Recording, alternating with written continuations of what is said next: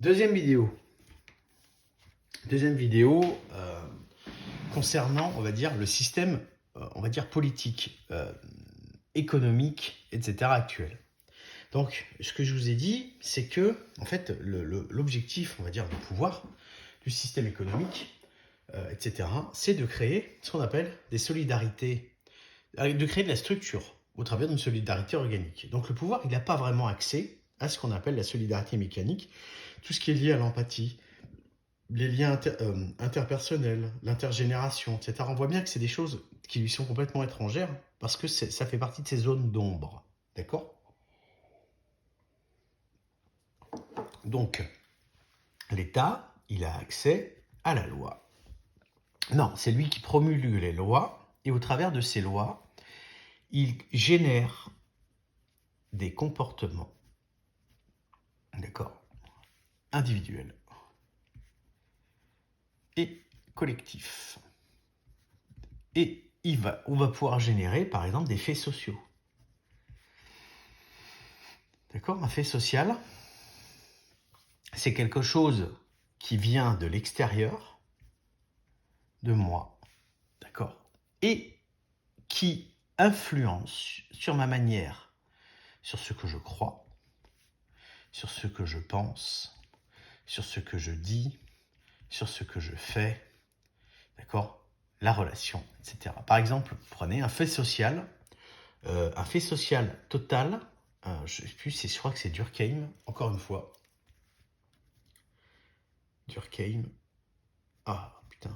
Émile Durkheim, qui explique que le fait social total, c'est un fait social qui prend en compte toutes les parties d'un individu, d'une société. C'est-à-dire que nous avons le volet politique, financier, économique, social. Donc, on a vraiment l'ensemble de ces dimensions qui sont influencées par le fait social total. Par exemple, la pandémie, ça a été ce qu'on va appeler un fait social total. C'est-à-dire qu'on ne pouvait pas y échapper. Ou alors, il fallait être un ermite, d'accord? Ça a généré des politiques, de l'économie, la finance, d'accord? Ça nous a bouleversés, ça nous a fait plein de choses. En fait, ça a changé nos vies pendant un temps donné. Et ça a été un fait social total. D'accord? Et donc le fait social total, on ne peut pas y échapper. Et en réalité, je vais vous la faire courte, Michel Foucault a beaucoup théorisé par rapport à la notion de pouvoir. D'accord? Le pouvoir, comment il se manifeste? Par quel biais il va surveiller? Comment il fait pour surveiller? Et puis finalement pour punir. D'accord? Donc, surveiller, c'est une chose. Okay. Voir sans être vu, le panoptique. Et punir, c'est-à-dire la méthode, la coercition. Comment est-ce que je fais pour faire respecter finalement mes lois? Et on est passé de sociétés, on va dire, les sociétés par exemple moyenâgeuses, au Moyen-Âge, le roi, d'accord, le roi ou le roi, il promulguait une loi, et cette loi, il lui fallait un certain temps avant d'être diffusée, d'accord? Comment il faisait pour surveiller? Peut-être que les gens pouvaient surveiller entre eux, ou ils déléguaient à quelqu'un le fait de surveiller, etc. Mais par exemple, il interdisait de chasser dans une forêt. Les mecs, ils pouvaient très bien passer entre les gouttes, le faire quand même. Et on va dire, le 11e commandement s'appliquait, c'est-à-dire, eh bien, ma foi, ne pas être chopé. D'accord? Sauf que le pouvoir, plus ça va, plus il a trouvé des moyens, finalement, de surveillance.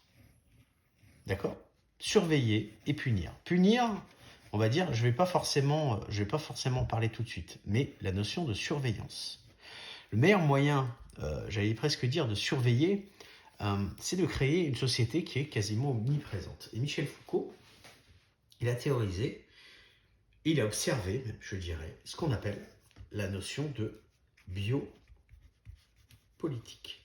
D'accord ? C'est-à-dire que c'est le politique, la politique, l'État, le gouvernement, le pouvoir, qui commence à avoir des moyens de surveillance, etc.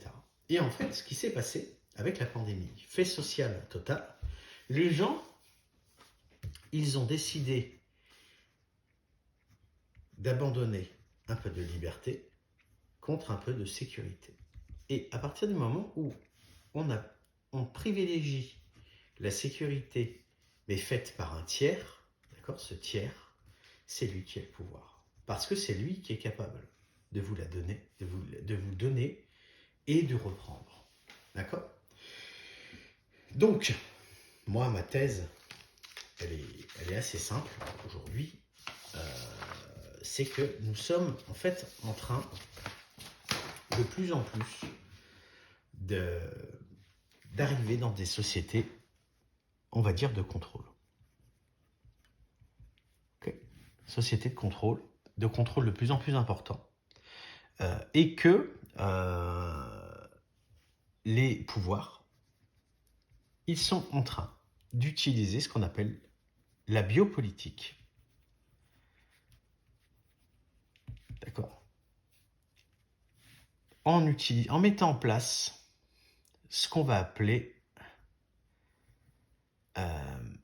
des techniques de nudge et d'ingénierie sociale. Alors, vous allez me dire, il est fou ce mec. Ces derniers temps, pandémie, risque de cyberattaque, insécurité, risque de, entre guillemets, guerre civile.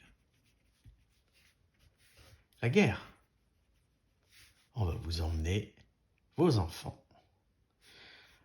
Vous allez avoir des pénuries, le CO2, anthropique. D'accord ?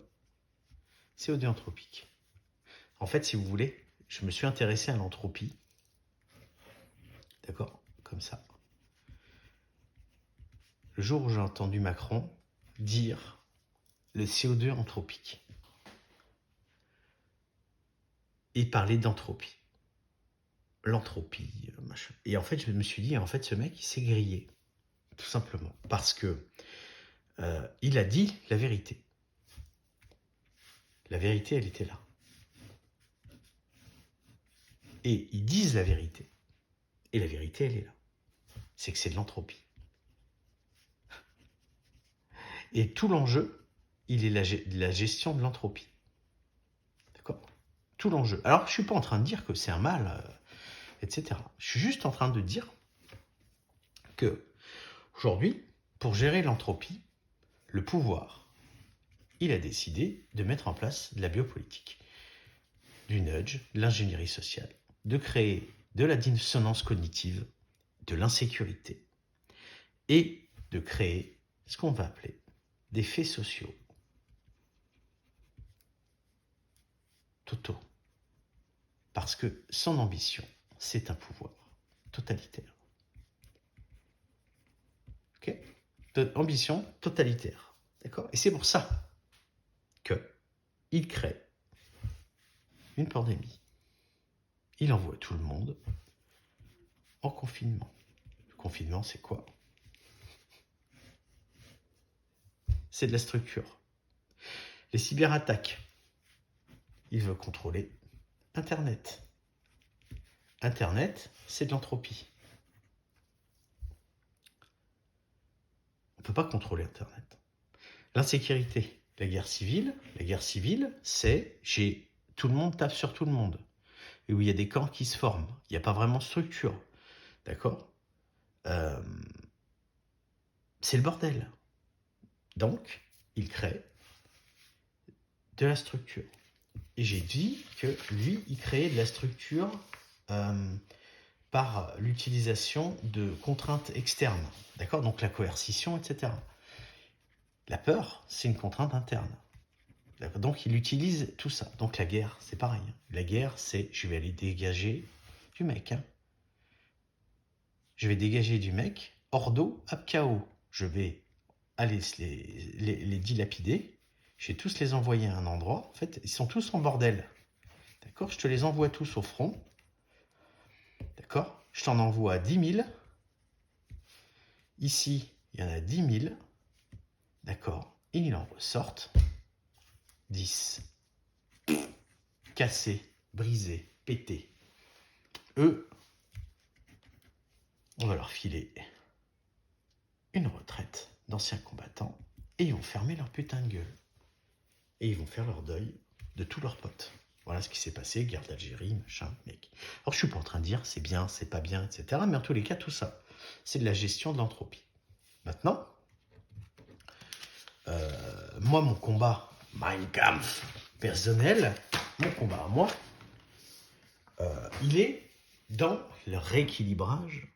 Comment est-ce qu'on fait sur le plateau du pouvoir remettre un plateau de citoyens, d'accord, pour remettre finalement les choses un petit peu à l'équilibre. Parce qu'aujourd'hui, la loi, la biopolitique, ça s'insinue dans nos existences de plus en plus. On essaye de rentrer avec la technologie. En fait, la technologie. Et tout à l'heure, j'ai dit un truc. C'est la science et le totalitarisme.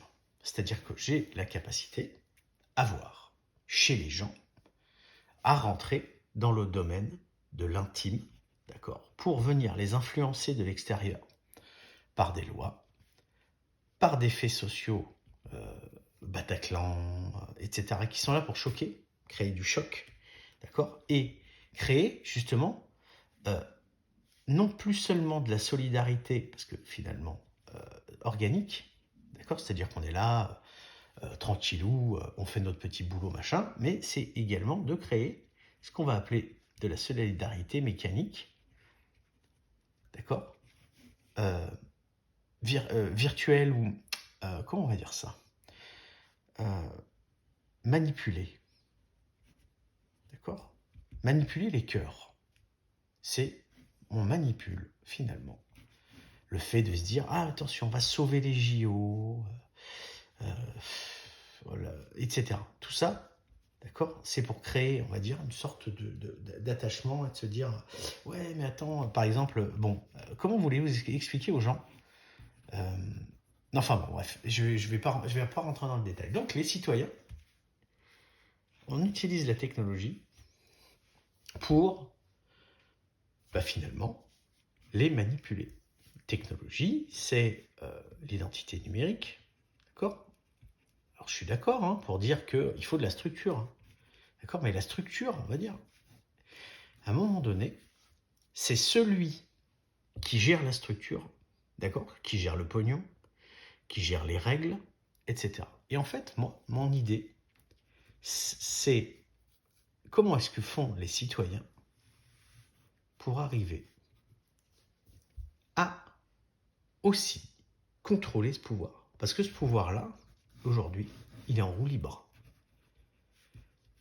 D'accord ? Roue libre, ça veut dire qu'en fait, il pique tout notre pognon et il te l'envoie en Ukraine, en Afrique, en Chine, aux États-Unis.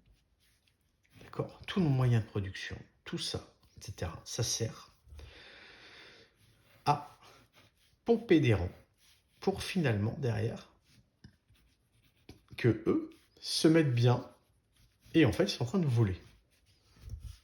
On est simplement en train de se faire voler.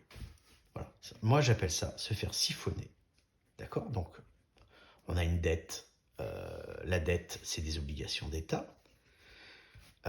Cette dette, elle est détenue à plus de 50% par des étrangers. D'accord? Et en fait, cette dette, elle est même détenue par l'Union européenne. D'accord? Parce que les quantitative easing, c'était ça. Quantitative easing, ça fait déjà quelques années que je vous le dis, enfin je vous le dis, non je vous le dis pas, mais je ferai une vidéo spécifiquement là, sur le quantitative easing, ma manière de voir les choses, qui est très simple.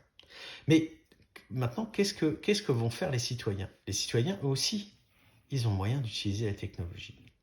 Et ils ont moyen d'utiliser la technologie pour deux choses. Ils ont moyen pour surveiller, d'accord, le pouvoir. Surveiller. Donc,